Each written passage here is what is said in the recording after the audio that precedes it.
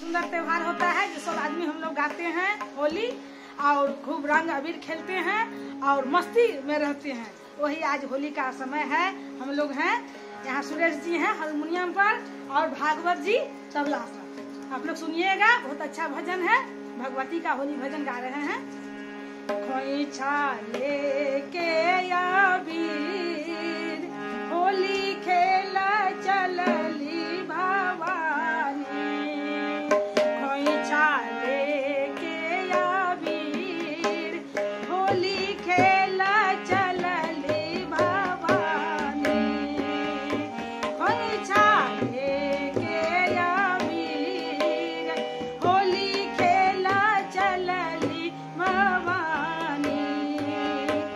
खोइछा लेके अबीर, खोइछा लेके अबीर होली खेला चलली भवानी, खोइछा लेके अबीर होली खेला चलली भवानी। एक मुठिया अबीर मैया आकाश लोक फेंकली,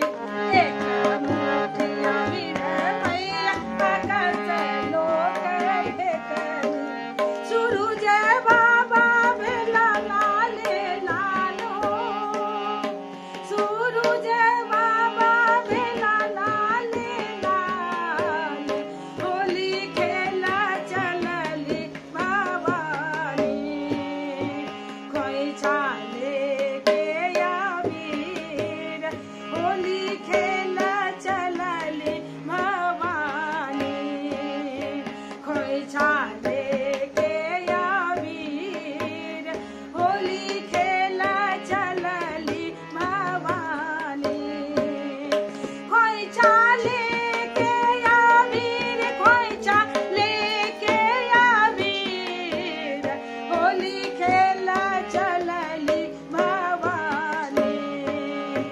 खोइछा लेके अबीर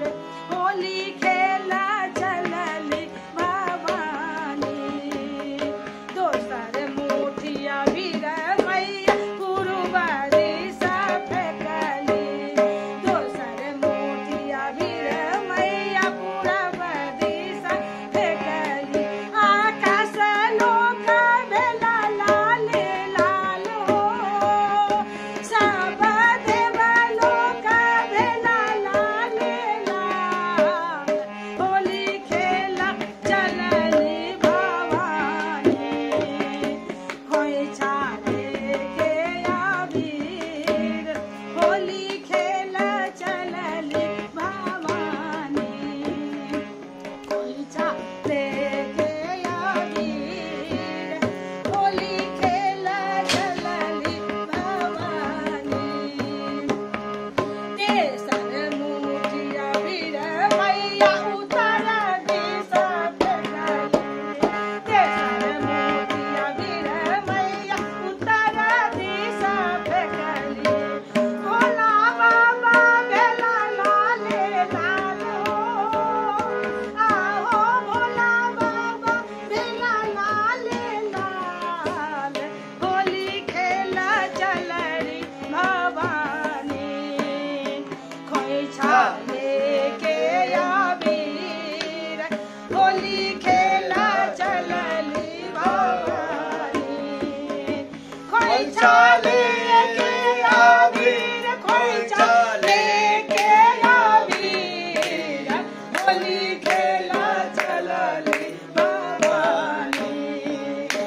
खोइछा लेके अबीर होली खेला चलली भवानी,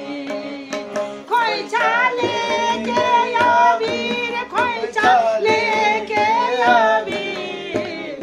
होली खेला चलली भवानी, खोइछा लेके अबीर होली खेला चलली भवानी।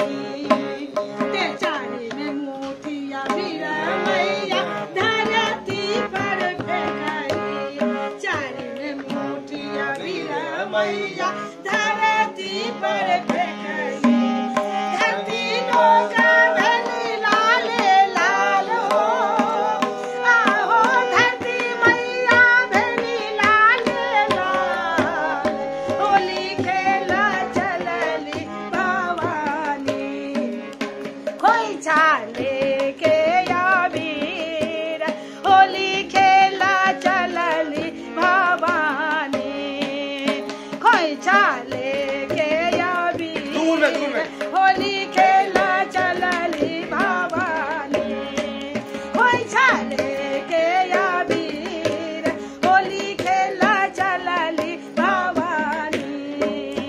कोई चाले के अबीर कोई चाले के अबीर होली खेला चलली भवानी कोई चाले के अबीर होली खेला चलली भवानी कोई चाले के अबीर होली खेला चलली भवानी। अहाँ सब सुनब होली भजन सबके मन से सुनब आ भजन सीखब आ भजन करब आ सब्सक्राइब करब आ लाइक करब।